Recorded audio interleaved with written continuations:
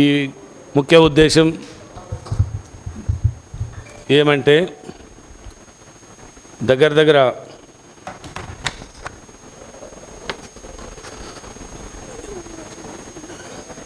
9 సంవత్సరాల ముందు ఆంధ్రప్రదేశ్ కురువ సంఘం ఏర్పాటు చేసి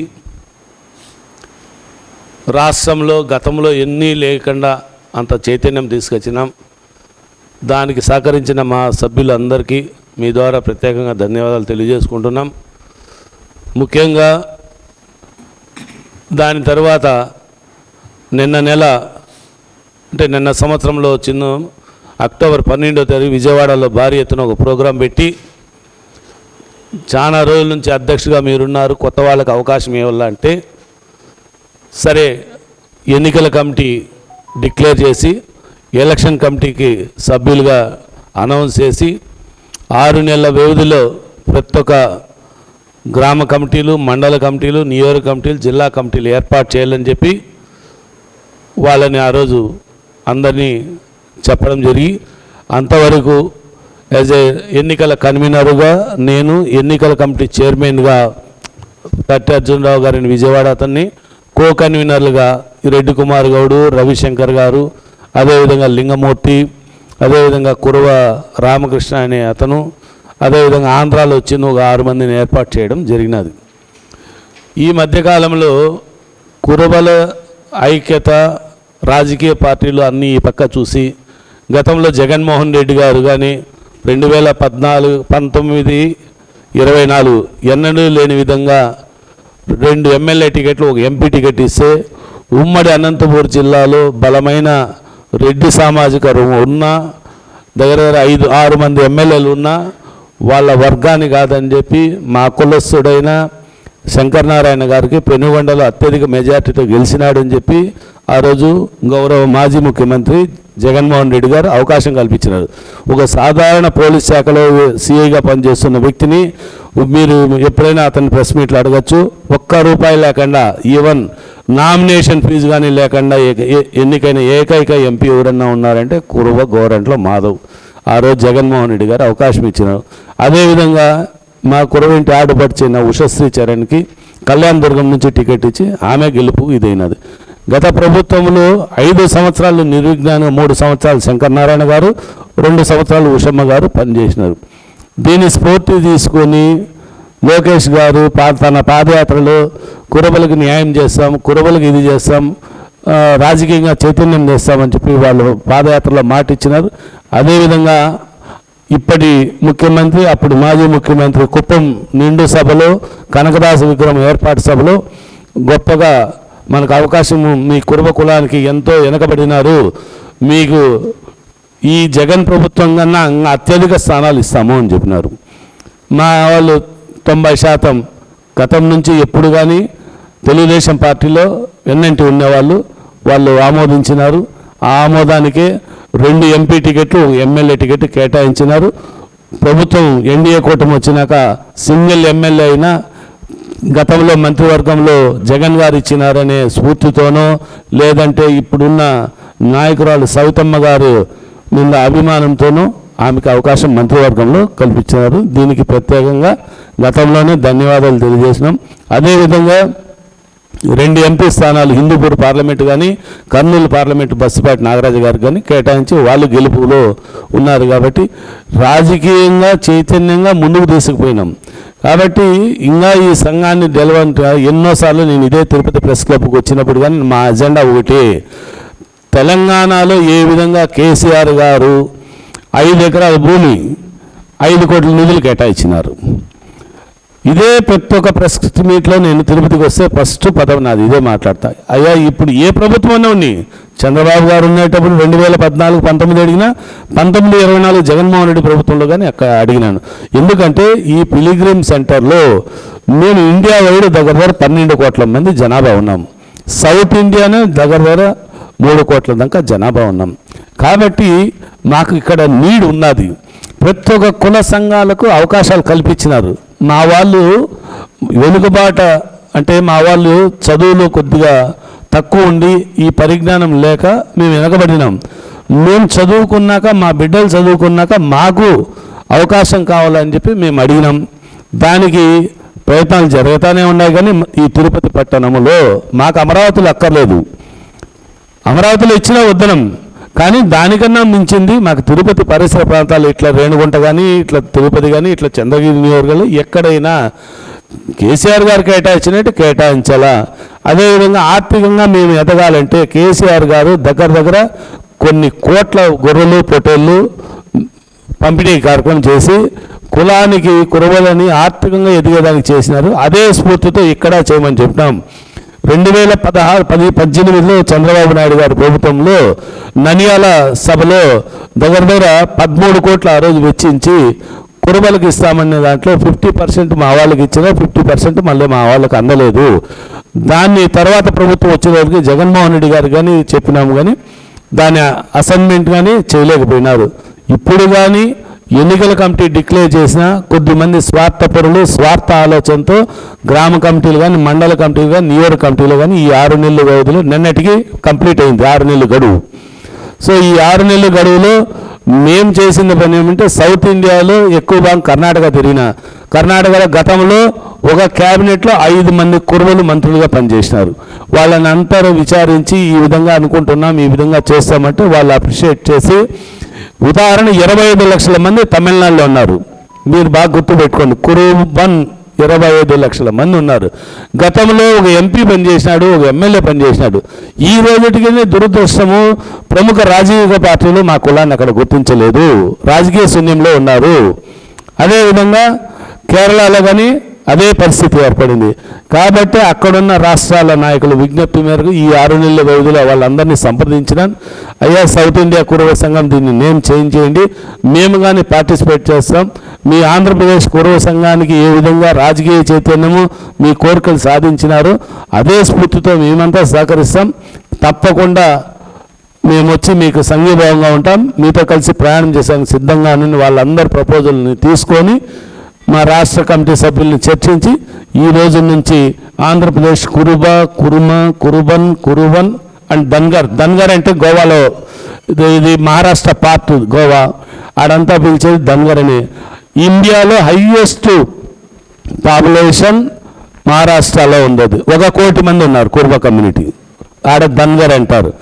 అదేవిధంగా ఎంటైర్ కంట్రీ వైడ్ ఉన్నారు, కాశ్మీర్ నుంచి కన్యాకుమారి వరకు ఉన్నారు. వాళ్ళని చైతన్యపరిచేదానికన్నా ఫస్ట్ ఆంధ్రప్రదేశ్ చాలా చక్కగా నిర్వహించుకున్నాం అందరి సమైక్య అందరి కృషితో. అదేవిధంగా సౌత్ ఇండియా కానీ ఖచ్చితంగా చేశాం. చూడండి ఈరోజు గౌరవ సిద్ధరామయ్య గారు 3 సంవత్సరాలు పూర్తి చేసుకున్నారు. కురుబ ఒక సాధారణమైన కురుబ అతను గతంలో 5 సంవత్సరాలు ఉన్నాడు, ఇప్పుడు 3 సంవత్సరాలు ఉన్నాడు. ఇంతవరకు కర్ణాటక బడ్జెట్లో 18 సార్లు ప్రవేశపెట్టిన ఏకైక మా కుల మూలస్తంభమైన సిద్ధరామయ్య గారు. అదే మరొకరు బండారు దత్తాత్రేయ గారు, అతను కేంద్ర మంత్రిగా 3 సార్లు పనిచేసినారు, 2 సార్లు గవర్నర్గా పనిచేసినారు. అంతకుముందు ఉత్తరాంచల్ చేసినారు, దాని తర్వాత హర్యానాకు చేసినారు. ఇదే విధంగా అక్కడక్కడ ఉన్నారు. వీళ్ళని అందరినీ సమన్వయం చేసుకొని సంఘాన్ని స్ట్రెంత్ చేయాలనే ఉద్దేశంతో ఈ సౌత్ ఇండియా కురుబ సంఘం అందరి ప్రపోజల్తో ఆమోదం చేసినాం. త్వరలోనే మే 10వ తేదీన ఇదే తిరుపతి పట్టణంలో సౌత్ ఇండియా నుంచి ఆల్ డెలిగేట్స్ని పిలిపిస్తున్నాను. అన్ని రాష్ట్రాల నుంచి వచ్చి జనరల్ బాడీ మీటింగ్ కండక్ట్ చేస్తున్నాం. ఆ జనరల్ బాడీలో ఈ పేరుని అమెండ్మెంట్ని కంటిన్యూ చేసుకునే దానికి జనరల్ బాడీ ఆమోదం తీసుకుంటామని చెప్పి మీకు తెలియజేసుకుంటాను. భవిష్యత్తులో మాకు మెయిన్ కారణాలు 3 ఉన్నాయి. నెంబర్ 1, ఎడ్యుకేషన్ అబ్బాయిన ఈ తిరుపతిలో ఖచ్చితంగా ప్రభుత్వ మార్కెట్ ధర కన్నా భూమి కొని సౌత్ ఇండియా కురువ సంఘానికి నిర్మించేదానికి కృషి చేస్తాను. అదేవిధంగా రాజకీయంగా ఈ కేరళ తమిళనాడులో జరిగిన అన్యాయం మళ్ళా ఫర్దర్ రాకుండా, అదేవిధంగా స్థానిక సంస్థల ఎన్నికల్లో కానీ బ్రహ్మాండంగా మా వాళ్ళకు రాజకీయ హక్కుల కోసం పోరాటం చేస్తానని చెప్పి తెలియజేసుకుంటున్నా. మరొక దగ్గర ఇప్పుడు 10 మంది కురుబ కమ్యూనిటీ చెందిన రాజ్యసభ పార్లమెంట్ సభ్యులు ఉన్నారు. వాళ్ళందరి ఆశీస్సులతో తప్పకుండా అక్కడ నిధులు సమకూర్చుకొని తిరుపతి పరిసర ప్రాంతాల్లో భవన నిర్మాణం చేస్తామని తెలియజేసుకుంటున్నా. ముఖ్యంగా రేపు నెల 10వ తారీఖున మీ ద్వారా మరొకసారి పోస్టర్స్ ఆవిష్కరణ ఏర్పాటు చేస్తాం. ఖచ్చితంగా మా కుల బాంధవులు అందరినీ మెయిన్ పేపర్లో వచ్చేట్టుగా సపోర్ట్ చేయాలని చెప్పి గతంలో ఎన్నోసార్లు మాకు అవకాశం హెల్ప్ చేసినారు. మరొక్కసారి అదే స్ఫూర్తితో మిమ్మల్ని రిక్వెస్ట్ చేసుకుంటున్నా. రేపు నెల 10వ తేదీ రామ్ తెలిసి చింతన్ దగ్గర ఉండే దాంట్లో ప్రోగ్రాం పెద్ద ఎత్తున ఏర్పాటు చేసినాం. కాబట్టి మీరందరూ వచ్చి దాన్ని విజయవంతం చేయాలని చెప్పి మీ ద్వారా తెలియజేసుకుంటున్నా. జై కురుబ, జై కనకదాస. ఆ ప్రశ్న గౌరవ మంత్రివర్యులైన అడగాలి కదా. నేను ఓ సౌత్ ఇండియా బీసీ నాయకుడిగా కానీ ఇదే ప్రెస్ క్లబ్లో ఎన్నోసార్లు నేను అడిగినాను. ఇప్పుడు కానీ మీకు చెప్తాను, ఇది అన్ని కులాలకు ఉన్నాయి. త్వరలోనే సౌత్ ఇండియా ఓబీసీ ప్రోగ్రాం కానీ పెడుతున్నా. ఖచ్చితంగా దాన్ని గౌరవ చంద్రబాబు నాయుడు గారు కానీ పవన్ కళ్యాణ్ గారు కానీ ఎన్డీఏ కూటమి కానీ తప్పకుండా బీసీల పక్కన అధిక శాతం ఉన్నారు. నామినేటెడ్ పోస్ట్తో కానీ అవకాశాలు ఇచ్చినారు. త్వరలోనే అందరినీ ఇతర రాష్ట్రాల్లో డెలిగేట్స్ని కలుపుకొని గౌరవ ముఖ్యమంత్రి గారి అపాయింట్మెంట్ తీసుకొని బీసీ భవనం గత ప్రభుత్వంలో కానీ మేము ప్రశ్నించినాం, ఇదే మాట అడిగినాం. అప్పుడు చెన్నుబోయిన వేణుగోపాలకృష్ణ బీసీ మంత్రిగా ఉన్నారు, అతన్ని కానీ మేము అడిగితే తప్పకుండా దాన్ని పర్స్యూ చేస్తాం, లోకల్ ఎమ్మెల్యే సహకారంతో తీసుకుంటామని చెప్తారు. దానివలన అది కొద్దిగా వెనకబడింది వాస్తవమే. తప్పకుండా మా ఓబీసీ నాయకులు బీసీ నాయకులు సంయుక్తంగా రేపు నెల కార్యక్రమం పెడతాం. ఆ కార్యక్రమంలో మీరు మంచిగా చెప్పినారు. మొన్ననే షణ్ముఖం అన్న రేపు వారం 19వ తేదీ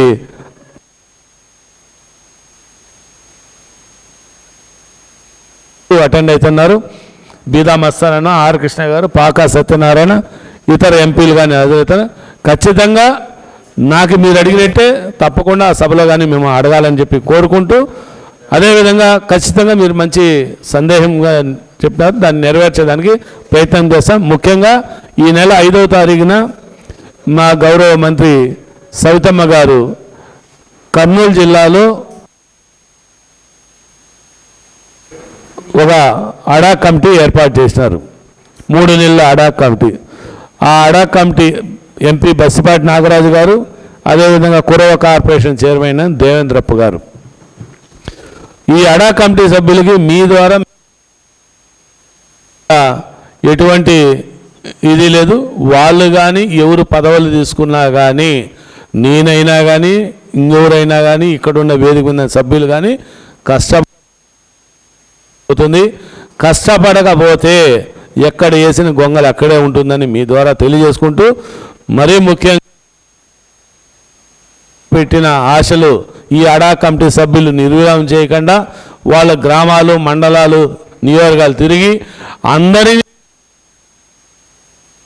ఒక తాటి మీద తీసుకొని అన్ని రాజకీయ పార్టీ వాళ్ళని దాంట్లో అవకాశం కల్పిస్తే సంఘం స్ట్రెంత్ అవుతుంది ఎంపీ మీ ద్వారా తెలియజేసుకుంటూ,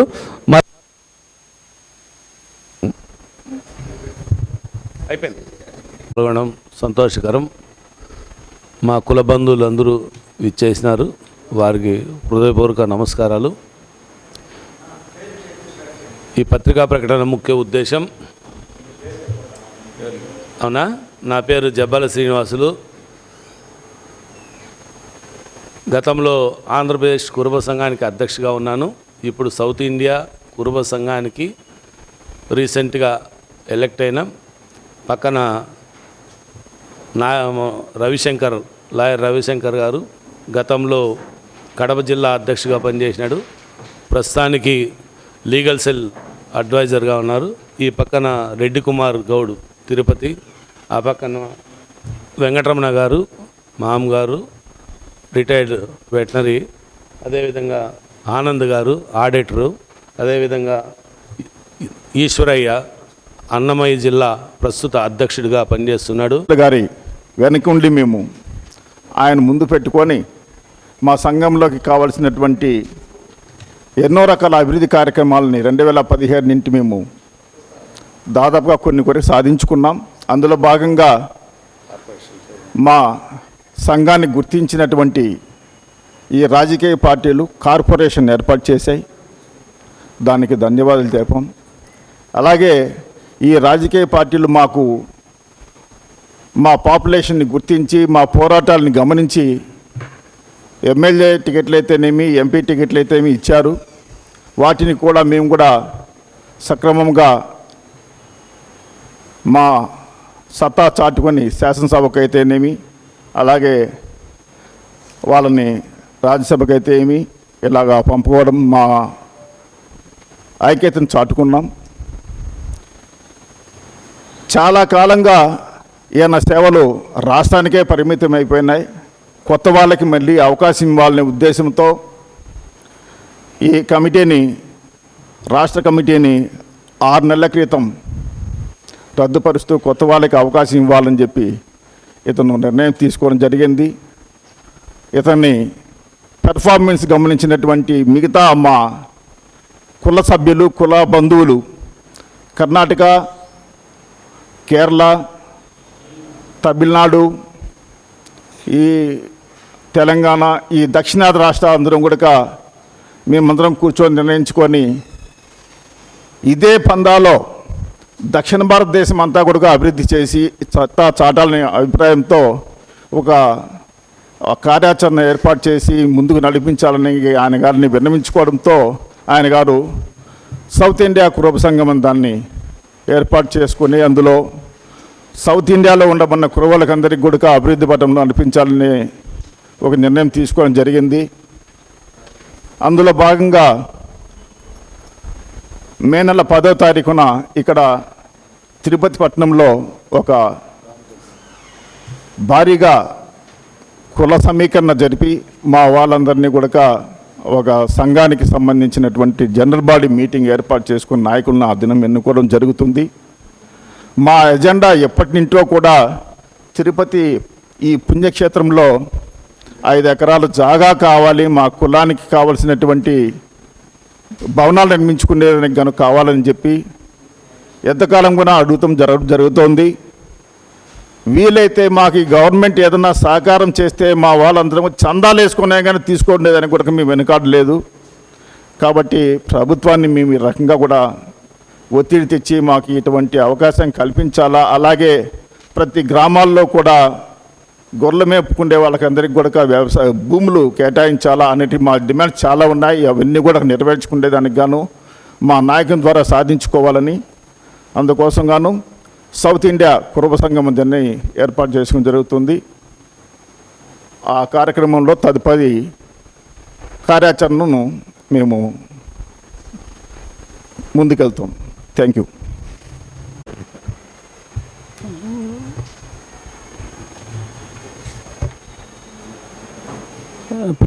ప్రింట్ అండ్ ఎలక్ట్రానిక్ మీడియా మిత్రులందరికీ నమస్కారములు. అలాగే ఆంధ్రప్రదేశ్ రాష్ట్ర కురుబ సంఘం అధ్యక్షులు, సౌత్ ఇండియా ఓబీసీ అధ్యక్షులు మరియు షెపర్డ్ ఇండియా ఇంటర్నేషనల్ ఆంధ్రప్రదేశ్ రాష్ట్ర అధ్యక్షులు శ్రీ జబ్బుల శ్రీనివాసన్న గారు కూడా ప్రత్యేక ధన్యవాదములు. ఇక్కడ ఇచ్చేసిన స్టేజ్ మీద ఉన్న ప్రతి ఒక్క కురుబ సంఘం నాయకుని కూడా ప్రత్యేక ధన్యవాదాలు తెలుపుకుంటున్నాను.